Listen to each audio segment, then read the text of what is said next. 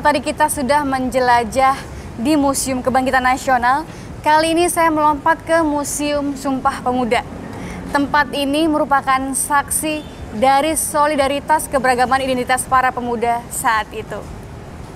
Kongres Pemuda sendiri berlangsung selama 2 hari 3 malam, yaitu tanggal 27 Oktober hingga 28 Oktober 1928. Tepatnya di 3 tempat, yaitu yang pertama di Waterloo Plain atau Lapangan Banteng, yang kedua di Medan Merdeka Utara, dan yang ketiga di Gedung Klub Indonesia.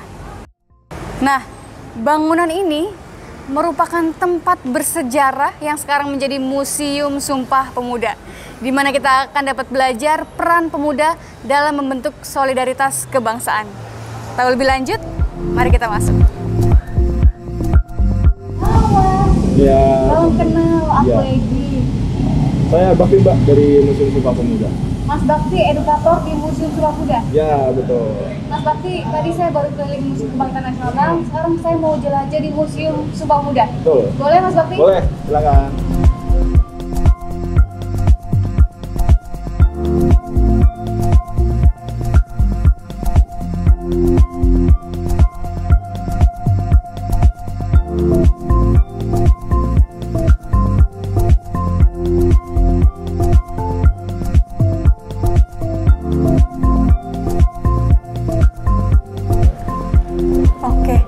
Bakti, jadi dari namanya sebenarnya sudah ketahuan Museum Sumpah Pemuda.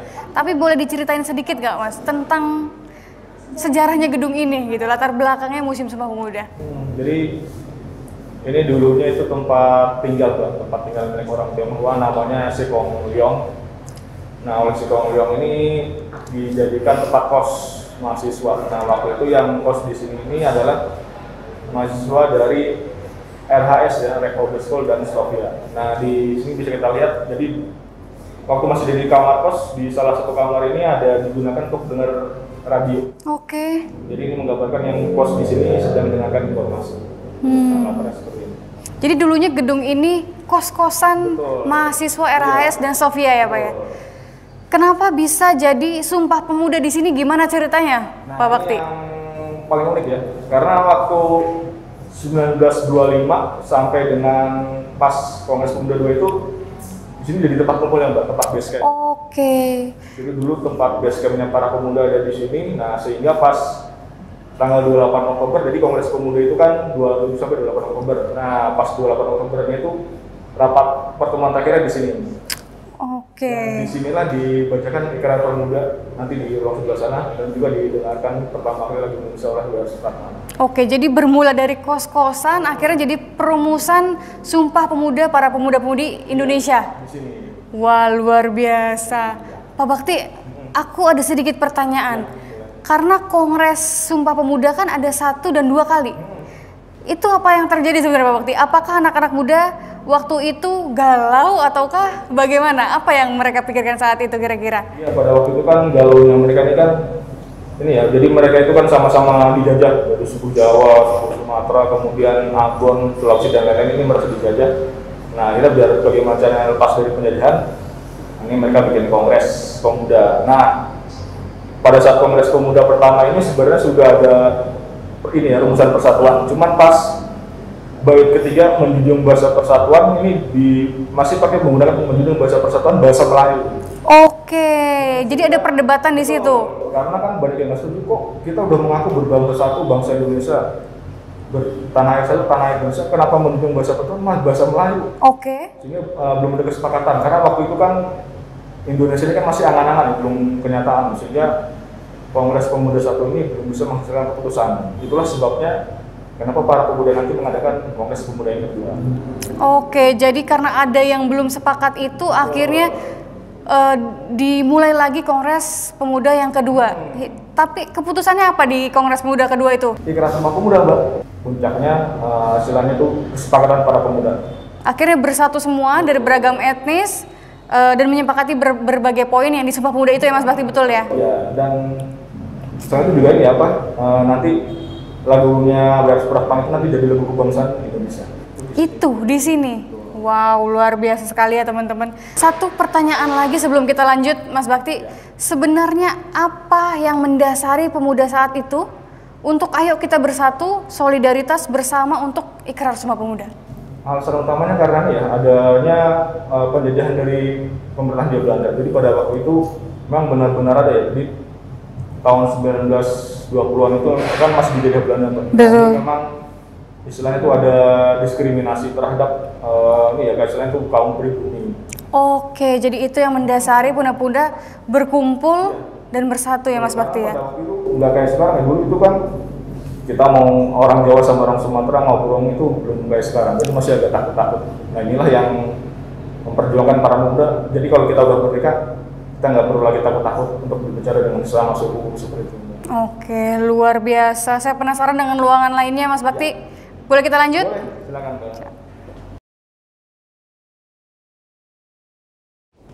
Wah, ini ruangan apa nih Pak?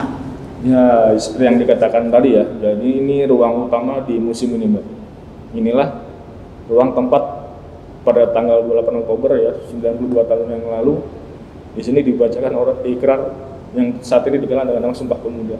Tepat di ruangan ini? Betul. 92 tahun yang lalu? Iya. Ikrar Sumpah Pemuda? Wow, luar ini. biasa.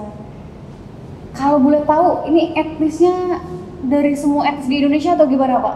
Saat itu? Yang hadir waktu itu ya, hampir mewakili seluruh suku yang ada di Indonesia. Saat itu kan belum secanggih sekarang komunikasinya gitu ya. Iya. Gimana sih teman-teman panitia? Ada ceritanya nggak Pak untuk mengumpulkan teman-teman dari seluruh Indonesia?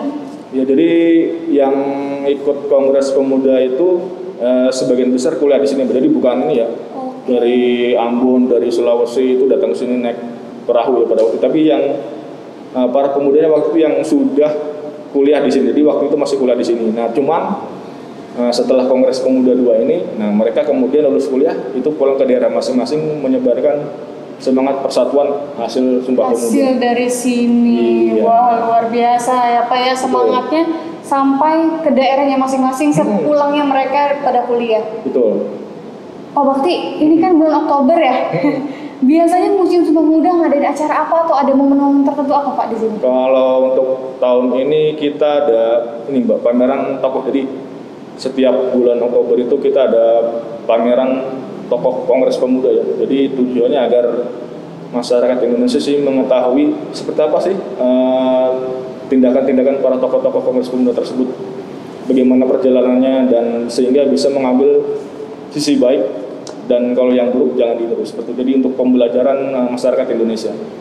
Dan untuk tahun ini yang kita angkat yaitu Mr. Sartono. Mr. Sartono. Ya, waktu Kongres Pemuda beliau hadir mewakili PNI. Partai PNI ya? Partai Nasional Indonesia. Oke, wah luar biasa. Jadi ada banyak kegiatan terutama di bulan Oktober ya Pak Bakti ya. Ada masterpiece atau koleksi yang menjadi unggulan di Museum Sumpah Pemuda Pak Bakti? Kalau saat ini ada dua Mbak. Jadi yang pertama itu biola aslinya Bapak W.R. Supratman yang digunakan untuk mendengarkan lagu Indonesia pertama kali. Nah yang kedua ini baru dapat kita tahun ini ya. Jadi setelah 40 tahun museumnya berdiri kita baru dapat, yaitu koran Sinpo. Nah di koran itu memuat ini Mbak, lagu Indonesia. Oke, boleh saya lihat biola aslinya Pak? Bisa nanti di ruang sebelah sana. Oke, langsung aja Pak kita ke sana. Ya, mari silakan. Bakti, ini biola asli W.R. Supratman? Iya, ini yang asli. Wow, masih bagus banget. Ya, Umurnya? kami rawat terus Mbak, sejak musim dibuka hingga sekarang. Umurnya berapa nih Pak? Oh, waduh itu lama sekali Mbak, mungkin 90 tahunan lebih lah. 90 tahun dan masih bagus seperti ini. Betul, ya? masih bisa dimainin Mbak sampai sekarang. Wow, luar biasa. Pak, ada fakta-fakta menarik gak sih tentang W.R. Supratman dan lagu Indonesia Raya yang dikumandangkan pas saat Sumpah Pemuda? Ada Mbak, jadi setelah lagu Indonesia Raya didengarkan pertama kali, itu ternyata mendapat sambutan yang luar biasa dari para pemuda. Oke, disiarkan lewat radio? Oh, belum, cuma direkam. Oh. Direkam, dan rekamannya diperbanyak. Cuma ketika lagu nyanyi populer, Belanda mulai resah dia. Jadi sejak 1929, nah itu lagu Indonesia Raya dilarang dinyanyikan. Kalau ketahuan nyanyi lagu Indonesia Raya dihukum, masuk penjara. Luar biasa. Betul. Jadi lagu sebenarnya juga jadi medium pemersatu dan solidaritas pemuda-pemuda saat ini ya Pak ya? Betul sekali Mbak. dan disangka mengancam kemudian dihancurkan. Dan baru boleh dinyanyikan lagi tahun 1944. Wow, ini fakta menarik dari 1928. 29 dilarang, baru dinyanyikan lagi 1944. Wow, dan 1945 kita merdeka. Alhamdulillah, dan boleh nyanyi lagi Indonesia lagi sampai sekarang. Yang kedua apa tadi Pak, masterpiece-nya tadi? Yang kedua itu majalah Sinpo. Jadi sejak museumnya berdiri baru bisa kami dapat itu majalahnya sekarang. Majalah Sinpo yang asli edisi pertama. Apa itu Pak? Itu dia memuat teks lagu Indonesia Raya pertama kali. Wow, terbit tahun?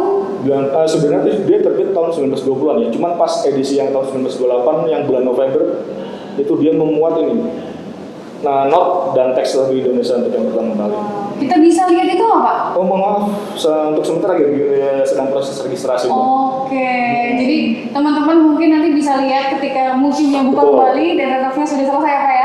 Dan nanti kita tampilkan lagi. Betul, seperti itu. Oke, siap Pak, jangan lupa berkunjung ke Museum Sumpah Pemuda setelah PSBB selesai. Pak Bakti, terima kasih banyak atas waktu Bapak. Saya dikasih keliling-keliling tadi sampai juga melihat langsung biolanya W.R. Supratman. Terima kasih banyak Pak Bakti atas waktunya. Sampai ketemu lagi Pak Bakti. Peristiwa sejarah Sumpah Pemuda adalah pengakuan dari pemuda dan pemudi Indonesia yang mengikrarkan satu tanah air, satu bangsa, dan satu bahasa. Dari gedung bersejarah inilah untuk pertama kalinya lagu Indonesia Raya dari Wage Rudolf Supratman dikumandangkan dalam pengawasan polisi rahasia negara. Walaupun hanya melalui gesekan biola Supratman, tanpa lirik, namun suasana khidmat dan kusuk terlihat pada seluruh hadirin pada saat itu. Sumpah Pemuda merupakan babak baru bagi perjuangan bangsa Indonesia karena perjuangan yang bersifat lokal tidak akan sia-sia. Hanya melalui persatuan dan kesatuan, maka cita-cita kemerdekaan dapat diraih.